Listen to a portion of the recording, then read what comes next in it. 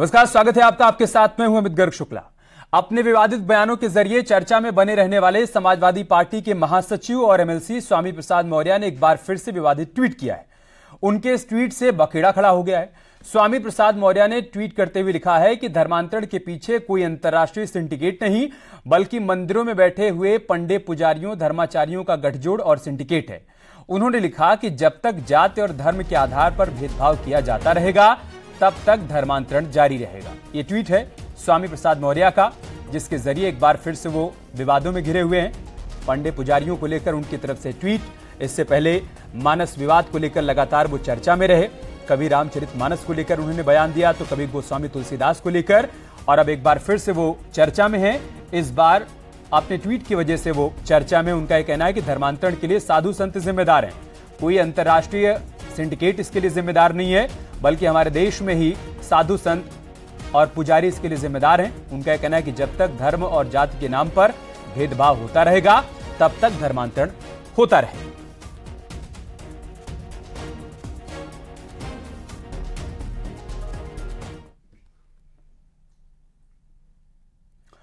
वहीं योगी सरकार में मंत्री जेपीएस राठौर और नरेंद्र कश्यप ने स्वामी प्रसाद मौर्य के बयानों को दिमागी दिवालियापन बताया है। उनका यह कहना है कि स्वामी मौर्य की दिमागी हालत उन्हें कुछ ठीक नहीं लग रही है। वो अब मानसिक रूप से गड़बड़ा गए हैं। अब उनको समझ में नहीं आ रहा वो क्या बोल रहे हैं, और मुझको लगता है कि अब प्रदेश की जनता उनको गंभीरता पूर्वक लेती भी नहीं है। जब भी मन आता कुछ भी बोल देते हैं, और चर्चा में बने रहने के लिए ये सब वो करते रहते हैं।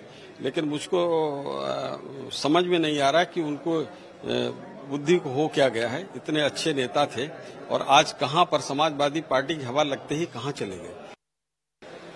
मेरे ख्याल से धर्मांतरण की घटनाओं के बारे में देश और प्रदेश के सब लोग जानते हैं कि वो कैसे हो रहा है, कौन करने वाले लोग हैं, आइडेंटिफाई हो रहे हैं, मुकदमे हुए हैं उनके खिलाफ, जेल जा रहे हैं। अब जिन केसेज में अब एफआईआर हुई है, जेल लोग गए हैं, विवेचनाएं चल रही हैं, उसके बाद भी कोई समाजवादी नेता मठ मंदिरों को आरोपित करता है, तो मेरे ख्याल से ये किसी धर्म और धर्म गुरुओं को बदनाम करने वाली बात है, जो किसी स्थिति में भी स्वीकार्य नहीं है। तो भारतीय जनता पार्टी की तरफ से रिएक्शन भी सामने आ गया है। बीजेपी का कहना है कि मानसिक रूप से बीमार हैं स्वामी प्रसाद मौर्य, इस वजह से वो इस तरीके के बयान दे रहे हैं। कभी मानस विवाद खड़ा करते हैं तो कभी वो जय श्री राम का नारा देते हुए विवाद उत्पन्न करते हैं, और एक बार फिर से धर्मांतरण को लेकर उनकी तरफ से बयान, जो कि बताता है कि उनकी मानसिक स्थिति ठीक नहीं है।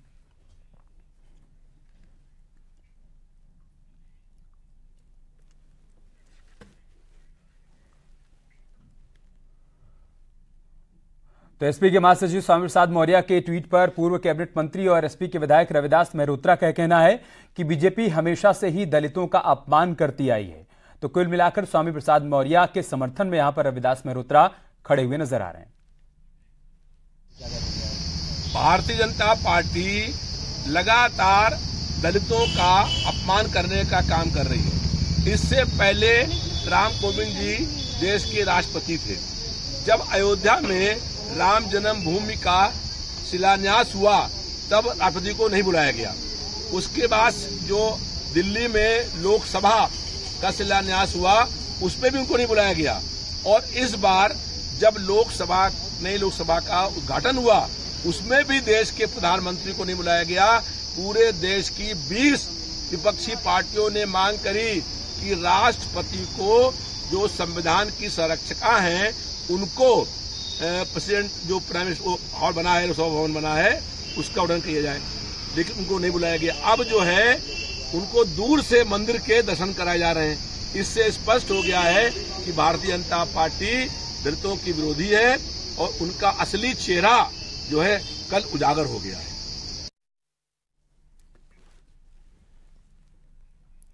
और इस मुद्दे पर चर्चा करने के लिए हमारे साथ खास मेहमान भी जुड़ रहे हैं। ओपी सिंह, प्रवक्ता भारतीय जनता पार्टी के, धर्मेंद्र सिंह, नेता समाजवादी पार्टी के, मेहरुद्दीन रंगरेज थोड़ी देर में हमारे साथ जुड़ेंगे। आप मुस्लिम स्कॉलर हैं। इसके अलावा एच एस रावत हमारे साथ जुड़ चुके हैं, आप हिंदू धर्मगुरु हैं। ओपी सिंह, मैं शुरुआत आपसे करूंगा। स्वामी प्रसाद मौर्य कभी राम पर बयान देते हैं, कभी मानस पर बयान देते हैं, कभी गोस्वामी तुलसीदास पर बयान देते हैं, और अब वो पुजारियों और धर्माचार्यों को निशाने पर लेते हुए कह रहे हैं कि धर्मांतरण के लिए ये लोग जिम्मेदार हैं। ये सारे बयान स्वामी प्रसाद मौर्य दे रहे हैं या फिर उनसे दिलवाया जा रहा है? समाजवादी पार्टी का स्टैंड है ये। अमित जी, स्वामी प्रसाद मौर्य द्वारा बार बार हिंदू देवी देवताओं के बारे में, हिंदू धर्म ग्रंथों के बारे में, साधु संतों के बारे में जो विवादित अपशब्द बयान दिए जा रहे हैं, वो समाजवादी पार्टी की सोची समझी एक रणनीति, और स्वामी प्रसाद मौर्य उसके एक हिस्सा है, मोहरा है उस रणनीति के। देखिए, इनकी दो बातें हैं। नंबर 1, स्वामी प्रसाद मौर्य पर साथ संगत विचारधारा का असर है। बसपा में थे तो क्या बोलते थे, भाजपा में तो बार बार वो नारा लगाते राम राम जय श्री राम, लेकिन जैसे सपा में आए वैसे वो रामचरितमानस को उन्होंने कहा कि ये ग्रंथ ही जो है वो विरोधी है जातिगत और फड़वाने, और उसके प्रति अपशब्दों का उन्होंने कहा। दूसरी बात यह है कि जब जब समाजवादी पार्टी की तुष्टीकरण की राजनीति की धार कुंद होती है, तब तब अखिलेश यादव जी स्वामी प्रसाद मौर्य के माध्यम से तुष्टीकरण राजनीति के तहत वो इस तरह का बयान दिलवाते हैं। अखिलेश स्वामी प्रसाद मौर्य ने अपने एक पत्रकार मित्र से कहा था कि मैं तो हिंदू हूं, मैं बोलना नहीं चाहता, लेकिन अखिलेश यादव जी का जब इशारा होता है तो मुझे बोलना पड़ता है रामायण के, रामचरितमानस के बारे में, हिंदू देवताओं के बारे में, धर्म ग्रंथों के बारे में। अच्छा। तो दरअसल तुष्टीकरण की बात। दूसरी बात, इन्होंने कहा कि जातिवाद जब तक रहेगा। अरे भैया, जातिवाद का बीज किसने बोया? जातिवाद के सहारे कौन चुनाव लड़ता है? एमवाई का नारा कौन देता है? दूसरी पार्टियां तो एमवाई के नारा नहीं देती। कोई राष्ट्रीय अध्यक्ष नहीं करता कि चुनाव में हमारा जो है यादवों का, मुसलमानों का 20-20 हजार वोट कटवा लिया गया। इस देश के अंदर सारी जातियां, जैसे भारतीय जनता पार्टी है, उसकी केंद्र प्रदेश की जितनी योजनाएं हैं, सबका साथ सबका विकास सबका विश्वास, ऐसे नारा थोड़ा लगाती है। भारतीय जनता पार्टी की केंद्र प्रदेश की सरकार, चाहे वो हिंदू हो, मुसलमान हो, सिख हो, ईसाई हो, मजहब कोई भी हो, क्षेत्र कोई हो। आपने बड़ी बात कही है कि स्वामी प्रसाद मौर्य ने एक पत्रकार से बातचीत करते हुए कहा है कि मैं ऐसे बयान देना नहीं चाहता, अखिलेश यादव का इशारा होता है, उनकी तरफ से कहा जाता है, उसके बाद में बयान देता हूं। इस पर मैं समाजवादी पार्टी का रिएक्शन लूंगा, लेकिन एच.एस. रावत साहब, ये स्वामी प्रसाद मौर्य का कोई सियासी एजेंडा है या उनकी व्यक्तिगत खुन्नस है सनातन धर्म से, धर्माचार्यों से, पंडितों से, पुजारियों से? अमित जी, किसी भी पॉलिटिकल आदमी का पद अगर छिन जाए तो उसकी सबसे बड़ी कुंठा होती है। वो कुंठा में जी रहे हैं, वो प्रतिशोध में जी रहे हैं, क्योंकि भारतीय जनता पार्टी छोड़ दी। सोचा तो ये था समाजवादी पार्टी उत्तर प्रदेश में सरकार बनाएगी, लेकिन वो हुआ नहीं। अब मंत्री पद मिला नहीं, अब जो इनका रौब रुतबा था वो मिल नहीं रहा, तो वो कुंठा उगल रहे हैं, यानी अपचन हो रही है इनको। नहीं तो बार बार इस प्रकार के बयान देगा आदमी तो वो अपने एजेंडे के तहत देता है, क्योंकि बार बार जो अंदर से उसकी कुंठा निकलती है वो है इनका।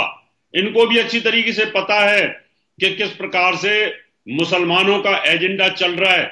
इनको भी पता है कि बाबा साहब ने अपनी किताब में लिखा था कि इन मुसलमानों पे कभी बिलीव नहीं करना, इन्होंने देश को तोड़ दिया है, और वो कभी भी नहीं चाहते थे मुसलमान बनना। उनको जब ऑफर की गई थी उन्होंने कहा कि नहीं, मैं ये कभी नहीं बनूंगा, ये विश्वसनीय नहीं है।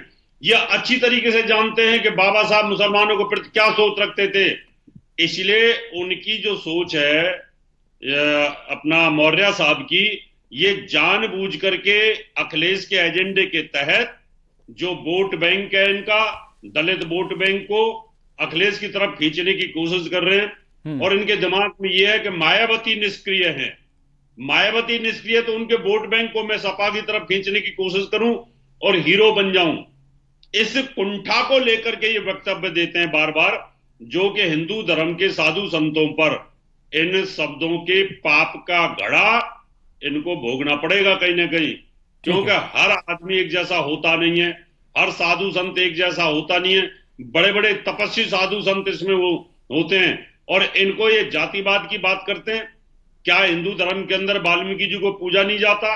क्या दूसरे जो हैं उनको पूजा नहीं जाता? जितने भी हमारे दलित हुए उनको नहीं पूजा जाता क्या? इसलिए ये जहर खुद बोते हैं, ये जातिवाद के जहर पर राजनीति करना चाहते हैं।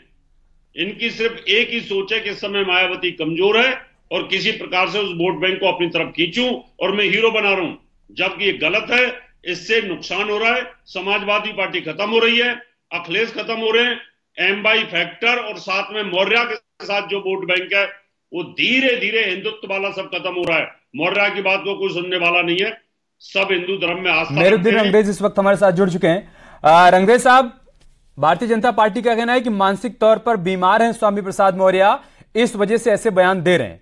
और एचएस रावत साहब ये कह रहे हैं कि उनकी कुंठा है, ये उनकी कुंठा है जो इस तरीके के बयान उनकी तरफ से दिए जा रहे हैं।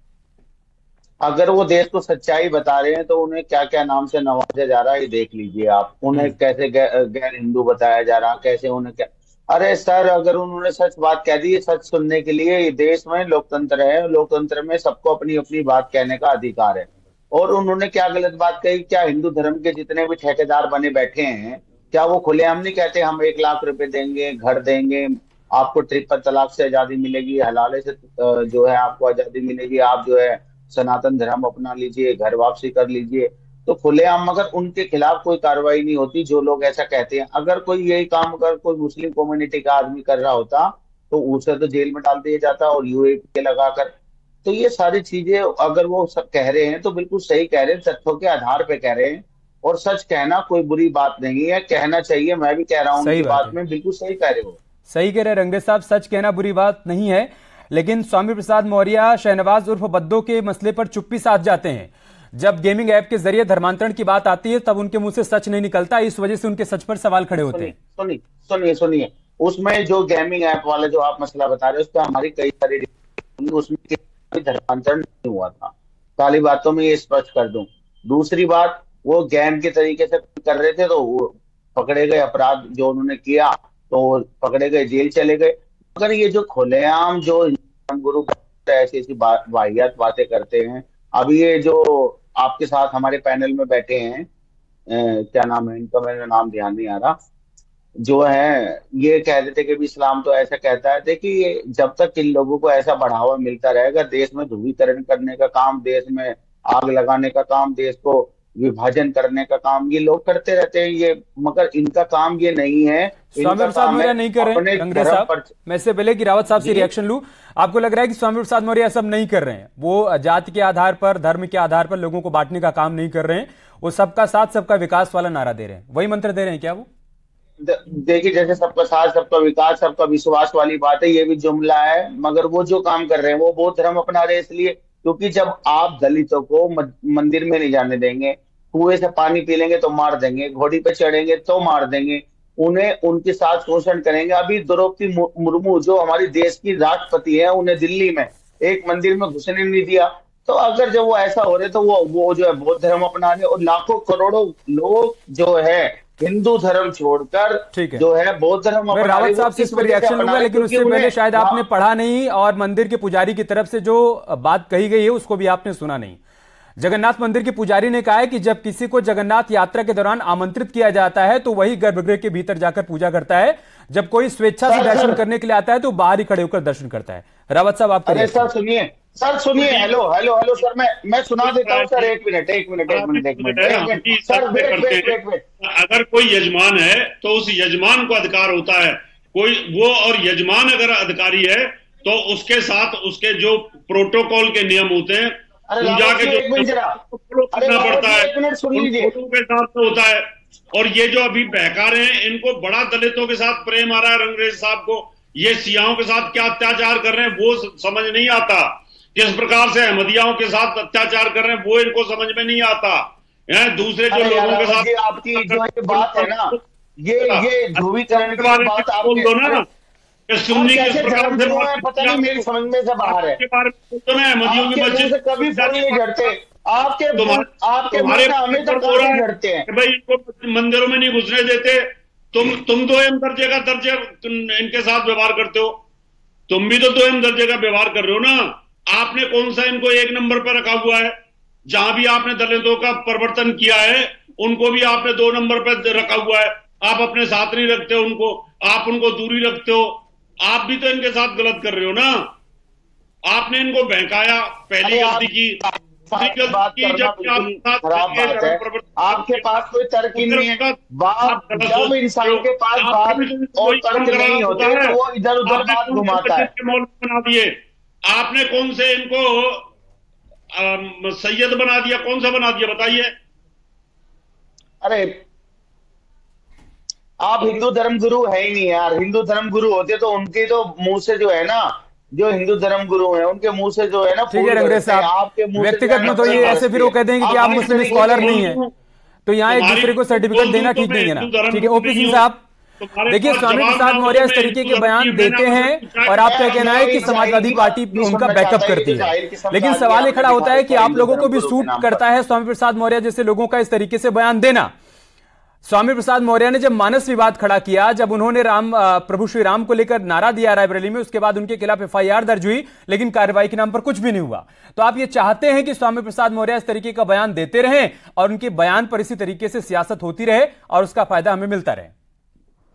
कौन चाहता है अमित जी? ये दुनिया जानती है, पहली चीज। दूसरी चीज ये कि मैंने पहले ही आपने जो क्वेश्चन किया तो मैंने कहा कि ये समाजवादी पार्टी के स्वामी प्रसाद मौर्य मोहरा है, और समाजवादी पार्टी जब उसकी राजनीति की जो तुष्टिकरण की राजनीति की धार जब कुंद होती है तो कहलवाती है।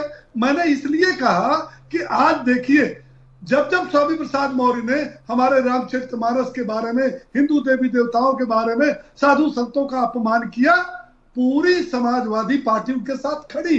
ऐसा नहीं है किसी ने विरोध किया। अभी आपने एक सवाल किया रविदास मल्होत्रा से, आपके जो है उसमें, तो उन्होंने कहा कि ये दलितों की विरोधी है। अरे भैया, तुमसे पूछा जा रहा है कि स्वामी प्रसाद मौर्य ये अनर्गल बयान क्यों दे रहे हैं? दरअसल बात क्या है, हिंदू धर्म एक उदारवादी और वसुधैव कुटुंबकम का नारा लेकर के सबका साथ लेकर चलती है। लेकिन ये जो बोलने वाले मेढक की तरह है ना, एक दूसरे धर्म विशेष के बारे में, अगर उनके ग्रंथों के बारे में, उनके अल्लाह के बारे में, उनके मौलवियों के बारे में अगर बोल दे, इनके अंदर हिम्मत हो। यह हिंदू धर्म है, जिसके मन में जो आता है होड़ लगी है। कांग्रेस दिग्विजय सिंह से बुलवा रही है, समाजवादी पार्टी जो है स्वामी प्रसाद मौर्य से बुलवा रही है। ये क्या मतलब है भैया? कौन सी यह बात आ गई? धर्मांतरण जो करा था उसके खिलाफ एफआईआर हुई, गिरफ्तारी हुई, और स्वामी प्रसाद मौर्य भी किसी कानून से ऊपर नहीं है। अभी तो ये आगाज है। अगर उनका दिमाग संतुलन ठीक नहीं हुआ तो भारतीय जनता पार्टी न्यायसंगत तरीके से उनके दिमाग को ठीक करना भी जानती है। रंगरेज साहब, हम अगर खिलाफ ओपी सिंह साहब का कहना है कि किसी और धर्म के खिलाफ बोलने की उनकी हिम्मत नहीं है, इस वजह से बार बार वो हिंदू धर्म पर बयान देते रहते हैं, साधु संतों पर बयान देते रहते हैं ताकि उनको सियासी लाभ मिलता रहे। बाकी किसी धर्म पर बोलने की उनकी हिम्मत नहीं है। देखिए, मैं बार बार कह रहा हूँ, अगर सच को सच कहना अगर गुनाह है तो फिर वो जो है तो फिर तो गुनाह ही हो रहा। अब आज के टाइम में जब भाजपा की सरकार है यूपी में और केंद्र सरकार में, तो वो तो हर चीज को जो है बड़ा चढ़ा के बताने का उनका कार्य ही है। वो तो स्वामी प्रसाद मौर्य से बोलवाएंगे। अगर वो उनको आईना दिखा रहे हैं, अगर वो आईना दिखा रहे हैं तो उसमें किसी को क्या दिक्कत होनी चाहिए? आप बुलवाएंगे, आपकी पार्टी बुलवाएगी। अरे तुष्टिकरण की राजनीति करते हो, करो, कौन रोक रहा है? जातिवाद की राजनीति, तुष्टिकरण की राजनीति, परिवारवाद की राजनीति करते हो, करो, कौन रोक रहा है? अरे सबसे बड़ा परिवारवाद तो सर आपकी पार्टी में है, भाजपा में। आपको शायद पता नहीं है, आपको हमारे राष्ट्रीय अध्यक्ष का बेटा, सर आपको पढ़े लिखे आए कहीं से नहीं, और सर आपको पता है कौन है? पंकज सिंह कौन है? अनुराग ठाकुर कौन है? पीयूष गोयल कौन है? पता है सर आपको? पढ़ो, किताब लेके पढ़ो। ये राष्ट्रीय अध्यक्ष अरे सर पता है आपको कौन है ये लोग? बैठे हैं, आपको पता ही नहीं है सर। अध्यक्ष के बेटे हैं, मुख्यमंत्री के बेटे। सर आप जैसे लोगों को पता नहीं भाजपा कैसे प्रवक्ता बना देती है। आप बस आपको एक बात बताई गई है, कैसे समाज में विभाजन करो और चुनाव जीतते रहो। वही अंग्रेजों वाली पॉलिसी पे काम कर रहे हो, वोट दे रहे हो, राज करो। नकार दिया 2014 से, जैजा पाव पड़े संजय के तहता बनता था। तुम्हारे राष्ट्रीय अध्यक्ष जब से आए हैं, गद्दी तो नसीब से मिल गई, लेकिन सफलता और योग्यता जो है वो नसीब से मिलने वाली नहीं है। उनको समझा दो, तुष्टिकरण की राजनीति करें, ये उनको मुबारक है। लेकिन हिंदू देवताओं, हिंदू धर्म ग्रंथों, हिंदू साधु संतों के बारे में बोलेंगे तो ये हिंदू समाज भी इसको बर्दाश्त नहीं करेगा। ठीक है। एच एस रावत साहब, स्वामी प्रसाद मौर्य एक बार नहीं बार बार इस तरीके के बयान दे रहे हैं, वाराणसी में लोगों को संबोधित करते हुए उन्होंने कहा था कि पहले बौद्ध धर्म आया था, फिर ईसाई धर्म आया था, फिर इस्लाम धर्म आया था और उसके बाद सारे धर्म आए थे। आपको क्या लग रहा है कि ये सारी बयानबाजी सिर्फ 2024 में वोटों के समीकरण को साधने के लिए की जा रही है और समाजवादी पार्टी ये चाहती है कि स्वामी प्रसाद मौर्य को आगे करके इस तरीके के बयान दिलवाए जाएं, या फिर स्वामी प्रसाद मौर्य पर जिस तरीके से साधु संतों की तरफ से पलटवार किया जाता है और उनके बयान के बाद रिएक्शन लगातार आप लोगों की तरफ से सामने आते हैं, इस वजह से बार बार क्रिया की प्रतिक्रिया देखने को मिलती है? देखो, अभी क्या है, इसके अंदर अखिलेश जी का साथ है। अखिलेश जी चाहते हैं कि इस प्रकार के बयान दें और हमें जो वीकर सेक्शन वोट है, दलित वोट है, वो मिल जाए। अगर वो 2024 के चुनाव में नहीं मिला तो वो हाल अखिलेश स्वामी प्रसाद मौर्य का करेंगे, इनको उठा के बाहर करेंगे और ये उठा के दोबारा या तो भाजपा में चले जाएंगे या किसी दूसरी पार्टी पे चले जाएंगे। इनका कोई ठिकाना नहीं है। जिस आदमी की अपनी जुबान की वैल्यू ना हो वो आदमी थाली का बैंगन होता है, लुढ़कने वाला होता है, बेपैंदी का लोटा होता है। तो जिस आदमी का अपना जमीर ना हो उसकी जबान क्या हो सकती है? तो इस वजह से अभी अखिलेश के सारे पे कहानी चल रही है। तो लगा कि ये एक मोहरा है, इसको इस्तेमाल कर लूं, चल गया तो ठीक है, नहीं तो उठा के बाहर कर दूंगा। वो दोबारा से किसी को हिंदुत्व की वोट बैंक को लाने की कोशिश करेंगे। ठीक है, सार यही कि जैसे जैसे स्वामी प्रसाद मौर्य की पार्टी बदलती है उस हिसाब से उनके बयान भी बदलते हैं, अपनी सुविधा के मुताबिक वो अपनी सियासत को आगे बढ़ाते रहते हैं। बहुत बहुत शुक्रिया आप सभी का हमारे साथ जुड़ने के लिए, चर्चा का हिस्सा बनने के लिए। न्यूज़ 18 उत्तर प्रदेश उत्तराखंड पर खबरें जारी हैं। अब